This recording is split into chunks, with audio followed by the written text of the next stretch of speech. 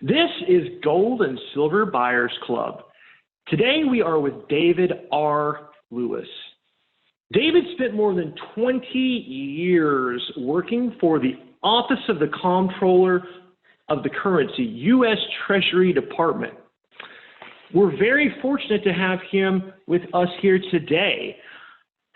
I ran into David a few months ago through a mutual business acquaintance, and we started talking about gold and silver. And little did I know that someone that high in the government would have chosen to invest in gold and silver, maybe because they saw the front lines. But we're going to find out more about that while talking to David. So David, how are you today? Thank you, Neil. I'm doing great. I'm really excited about the Wholesale Buyers Club and the opportunity to visit and get to know you better as well. Really excited about where we are. Thank you so much. I am as well. So David, please start at the beginning. Maybe not when you were a child, but take us back 20 some odd years, maybe 30. Okay. Actually, I'm not from Texas, but certainly, as they like to say, I got here as soon as I could. That's right. And Neil, it's really exciting that I have the opportunity to be where I am today, and it's been a really interesting journey, starting with completing my undergraduate work in Boston at an Ivy League school there, where I actually, right after finishing my master's degree program, I actually moved to Louisiana. But before I did, I worked in the federal grants program for the town of Brookline, Massachusetts. I was the fiscal officer in the treasurer's office at the town of Brookline, managing the federal grants program. And I took that experience and background with me to Louisiana, where actually my family had some property there and someone needed to go down and spend some time and help take care of it. So I moved to Louisiana. And my very first job that I was able to secure shortly after arriving in Louisiana was the head of the accounting department for the local transit system. What was interesting is that they gave me 90 days to convert a U.S.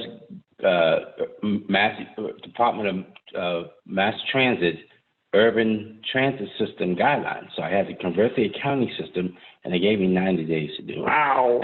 You're under the gun. It was an exciting time, to say the least, but I was actually working for a management company that ran the transit system, and I negotiated salary, and I didn't like what they offered me, but I took it because I needed to get in someplace at the time.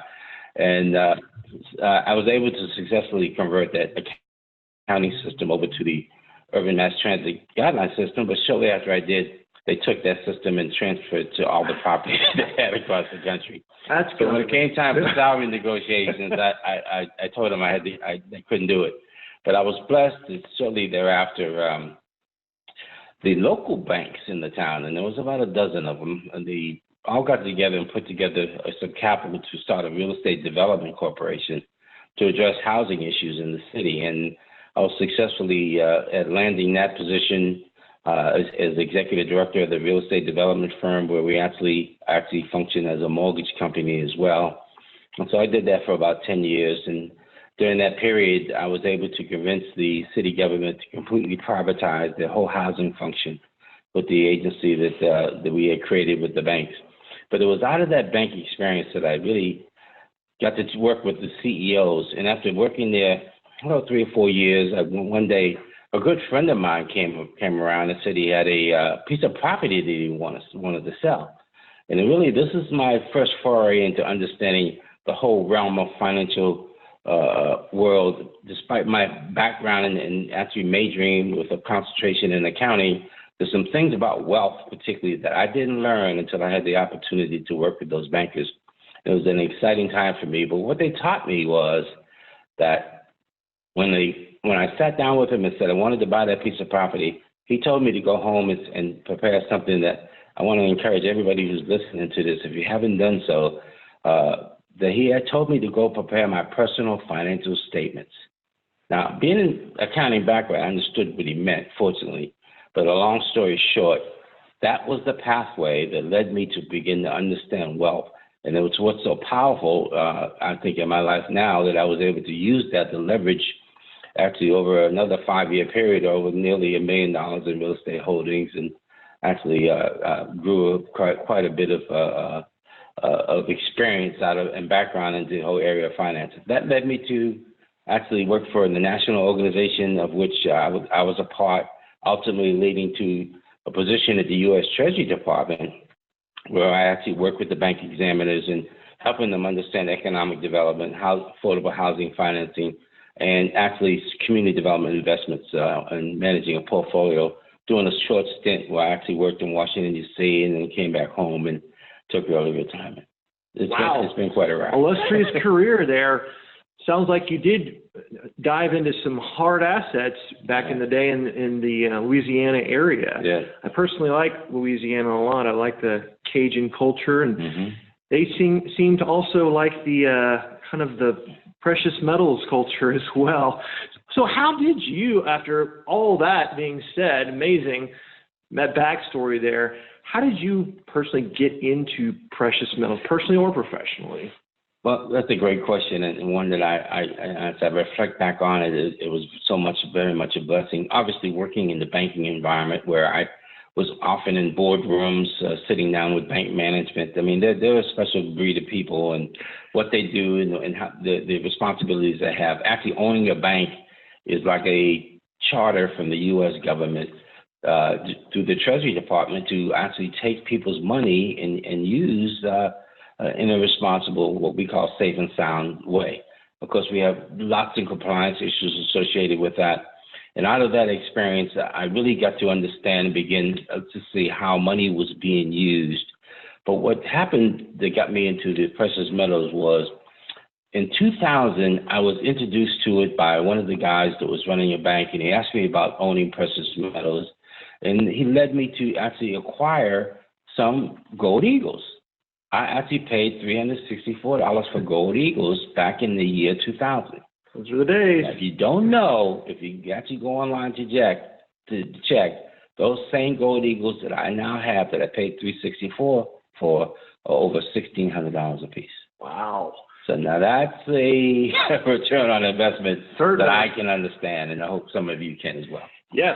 So over $1,600, meaning not only the intrinsic or market value, spot value of gold, but the numismatic value also is up there, probably because the year 2000, kind of a cool year. I think 96, 99, 2000 were big years when it came to American Eagles. Yeah.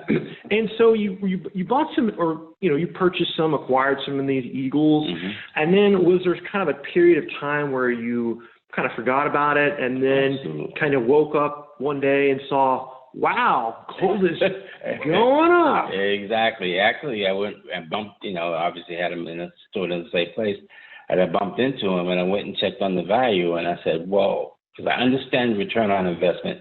I understand if I had left that same $364 per coin in a savings account, or it's even a CD in a bank, take a guess of what it might be worth today. It would be worth less than what you bought. $1,600. It would be worth less than the cash that it was there. Right. And so obviously it became a conscious awareness to me that leaving money in the savings account, put it into precious metals. I did that, and I got $364 over here plus change, and look what happened with my precious metal purchases. So obviously the light bulb went off, and began to look for ways to actually acquire additional precious metals, and that's exciting. Yeah, certainly. I think that it's a different kind of mindset for a lot of folks to realize that it's not about buying and getting rich quick overnight. Yeah. It's about replacing cash with just wealth preservation, holding their money's value, and often increasing, but at least not decreasing, at least not going to zero, or at least not chipping away year after year. Yeah. I think they say that the inflation rate is 2 to 3% a year off, although there are certain sites out there that will show you how the GDPR or the Consumer Price Index has actually been more or less measured differently since it started. Yeah. So some years, probably a lot more than the 2 to 3%. You know a lot more about the technical aspects of that than I do. But tell me more about did you open your eyes or to silver? Was silver ever something that you consider, or are you still a more of a gold guy? Oh, obviously, gold is gold. I mean, but as I began to explore in terms of the actual, I mean, and of course, I had to reflect on the fact that it's what's called the $1 million mistake. Yes. Had I purchased even one silver coin every single month, since I bought that first gold coin, had I done that, I would have an estimated portfolio of over $1.6 million. Just with the monthly purchase of that. Yep. Now, I also missed the 1999 coin, which you know, yeah. Some of those, just that one individual coin is selling for thousands and thousands of dollars today. So the foray into silver, and we begin to understand the ratio of silver, and it actually dates back to, as you're probably well aware, that in 1792, they created the Coin Act. It was actually just when the country was forming. George Washington was still president back then, and they created the Coin Act, and they established a ratio of gold to silver as 15-1. So 1 ounce of gold was worth 15 ounces of silver. And that ratio that was established back then, we can actually take today and look at where silver is and how it's positioned. And if I'm not mistaken, I think the ratio is 85, 90. It's somewhere between 80 and 90. So, meaning for every ounce of gold, it's about 80 to 90 1 ounces piece of silver. Mm-hmm. So that's a little off kilter. Yeah. Some would say with that type of imbalance that if we were in a completely free market, then that would correct itself. Yes. And if it corrects itself, then silver is likely to triple, quadruple. I don't know the exact ratio, but it would be much higher than it is now. Some would also say there's a lot of other forces out there purposely trying to hold it down. Mm-hmm. So, yes, 1999, I just went to my 20th year high school reunion. I graduated high school in 1999, and I was thinking back then, I believe the reason why that one coin probably took off was what was going to happen. Y2K. Yeah. People thought it was going to be the end of the world, or at least chaos. Chaos was going to ensue. And that's kind of another reason why people buy gold and silver, not because they're building bunkers or whatever, but it doesn't hurt to have it. It doesn't hurt to have it. You're going to be better off. There's not going to be any worse off if you buy that. You can, even some of the best financial advisors will tell you 10% to 20% of physical gold and silver in your portfolio. It's just a well-balanced portfolio. Yeah. It's not just about, and I'm not talking about ETFs and kind of paper gold and silver. So, of course, there's those that may think that we will come into some sort of a experience where the only thing that you can buy and trade and sell will be bullets, food, and silver. But even the conservatives types it's just a good idea to own it. I mean, to hedge your bets. If you're thinking about different asset classes, a lot of times people talk about the term diversification. Right. Diversification is not buying different stocks. It's diversifying in different asset classes. And the only two actual assets within the asset class of the hard assets is real estate, precious metals, pretty much. Right. There may be other ones as well.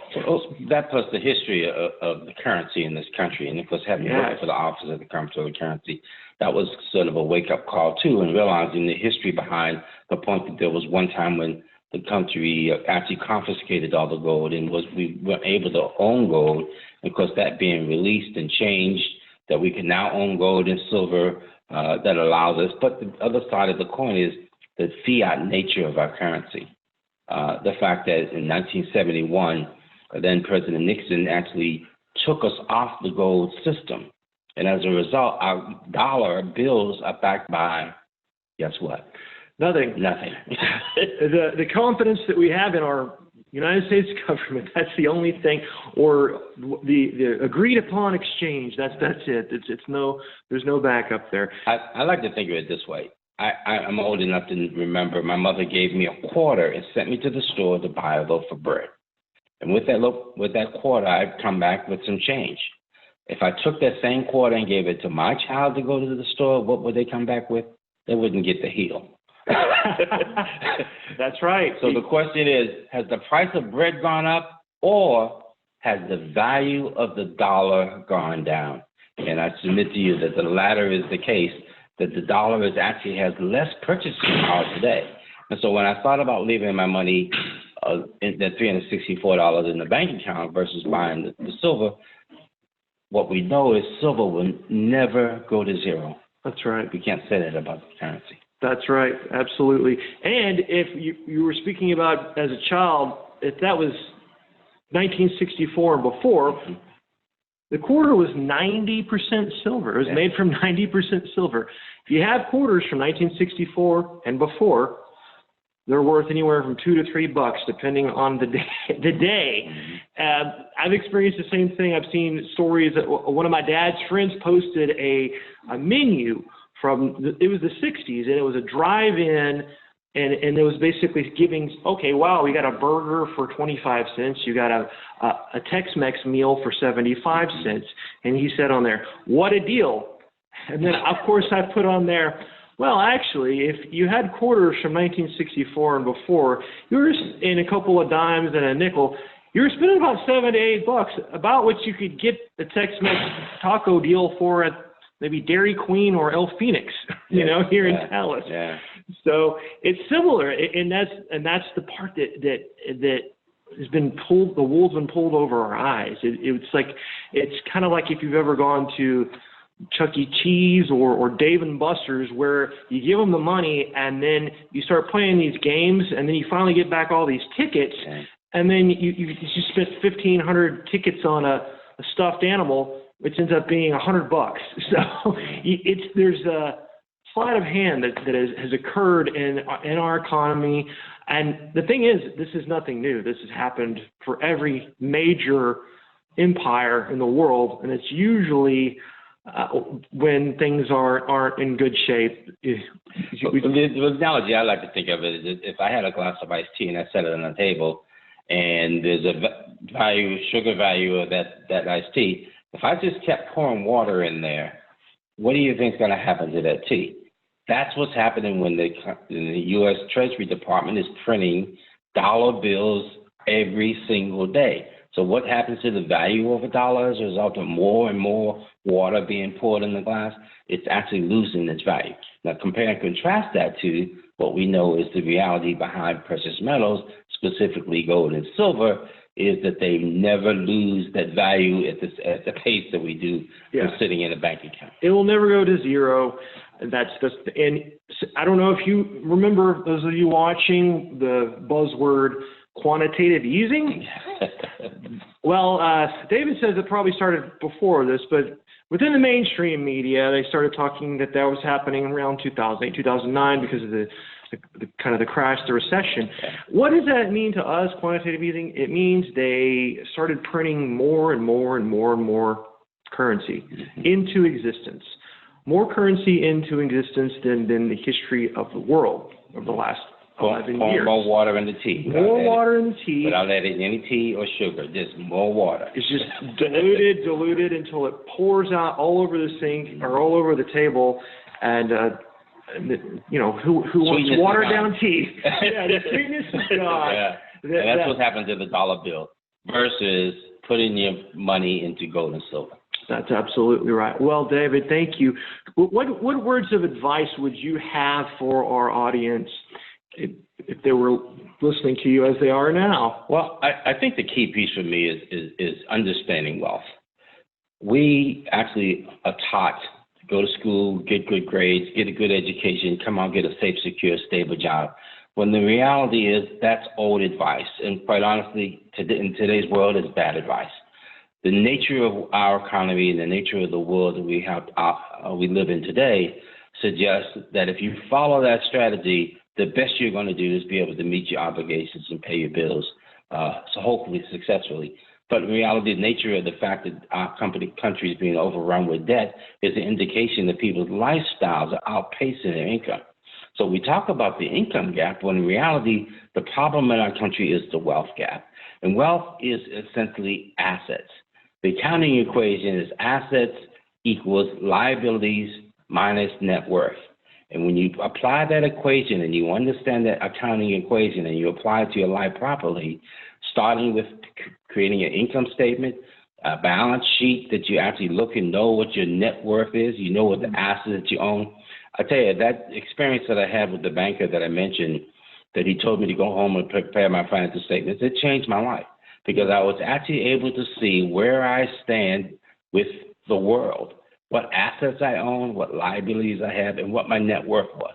And that change made me change focus on how I was actually managing my money, how I was spending my money, how I made financial decisions, because my objective was to grow that net worth. And that's essentially the key piece, if I would say anything, is that you understand acquiring assets is the key.